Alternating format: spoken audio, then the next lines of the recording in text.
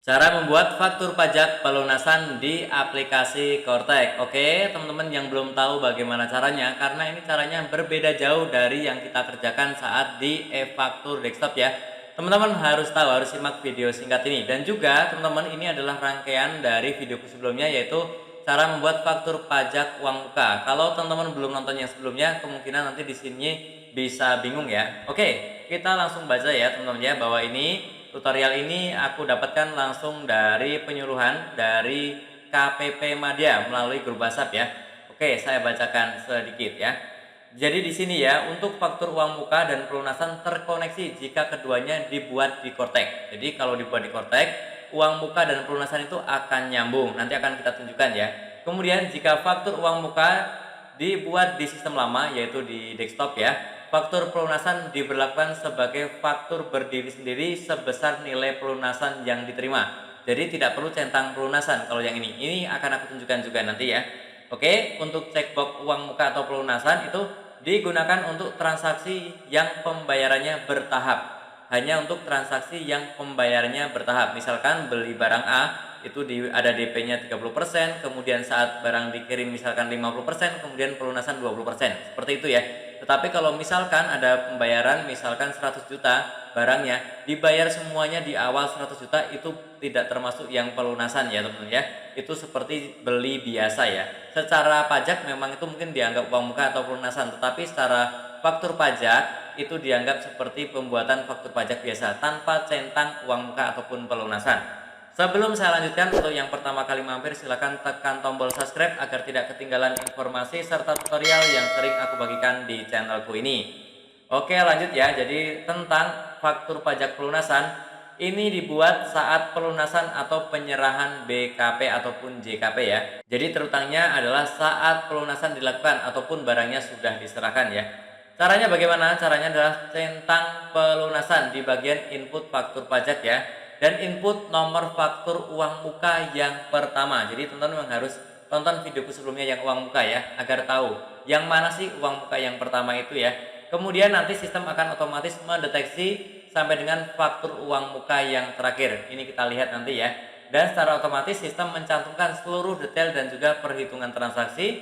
Kemudian PPN pelunasan dihitung dari 12% kali sisa nilai DPP nilai kontrak ataupun total order setelah dikurangi total pembayaran uang muka sebelumnya. Oke, seperti itu ya. Kita langsung cek ya. Oke, ini untuk gambarannya seperti ini. Ini adalah tampilannya ya. Jadi teman-teman kalau ingin membuat faktur pajak pelunasan, pastikan centang yang ini pelunasan.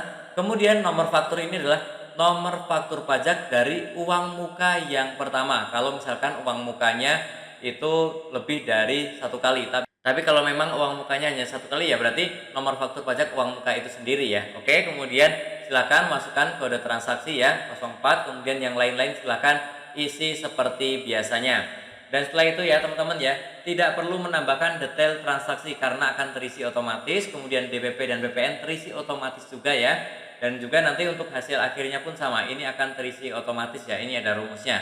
Oke, ini adalah contohnya ya. Contohnya di sini ada ilustrasi beli barang 5 juta, kemudian barangnya itu terdiri dari dua ya. Barang pertama 2 juta, barang kedua 3 juta, kemudian dibayar 3 kali. Pertama 2 juta, kedua 1 juta, dan juga pelunasannya 2 juta. Oke teman-teman, ini untuk pelunasannya maka seperti ini ya. Setelah kita isi yang tadi, kita centang pelunasan, kemudian kita masukkan nomor faktur uang muka yang pertama, maka di bagian ini, bagian barang ini akan terisi otomatis. Barangnya ini terisi otomatis, kemudian langsung juga muncul down payment ataupun uang muka yang pertama, kedua, dan seterusnya akan muncul semuanya di sini.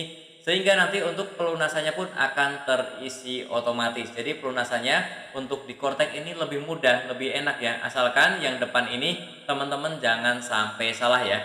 Kemudian kalau sudah ini berhasil, tinggal di-upload saja, maka nanti ini adalah contoh tampilannya ya, seperti ini. Nama barangnya ini yang otomatis ya, yang tadi. Kemudian di sini ada harga totalnya berapa, kemudian dikurangi uang muka yang telah diterima berapa ya. Di sini otomatis terhitung.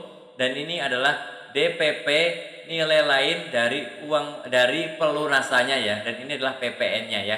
Nah teman-teman jangan mencoba untuk menjumlahkan seperti ini dengan invoice komersial untuk menagih ya, karena kan tidak nyambung ya. Jadi intinya faktur komersial berjalan untuk menagih, faktur pajak ini adalah pelengkap dokumen bahwa memang faktur komersialnya sudah dipungut PPN. Seperti itu saja ya teman-teman ya. Dan teman-teman ya, ini hanya berlaku untuk pelunasan yang uang mukanya dibuat di aplikasi Kortek. Jadi yang barusan saya jelaskan itu hanya untuk pelunasan yang uang mukanya dibuat di aplikasi Kortek. Kalau uang mukanya dibuat di aplikasi e-faktur desktop, maka beda caranya, beda ceritanya ya. Nanti akan aku jelaskan di video yang lain ya, linknya ada di deskripsi. Oke, teman-teman yang masih bingung silahkan langsung saja ya bertanya di kolom komentar, nanti kita diskusi bersama di situ. Tentunya masih banyak lagi informasi serta tutorial yang akan aku sharingkan di channelku ini, jadi jangan lupa untuk tekan tombol subscribe, like, dan juga share. Sampai jumpa di videoku selanjutnya. Terima kasih.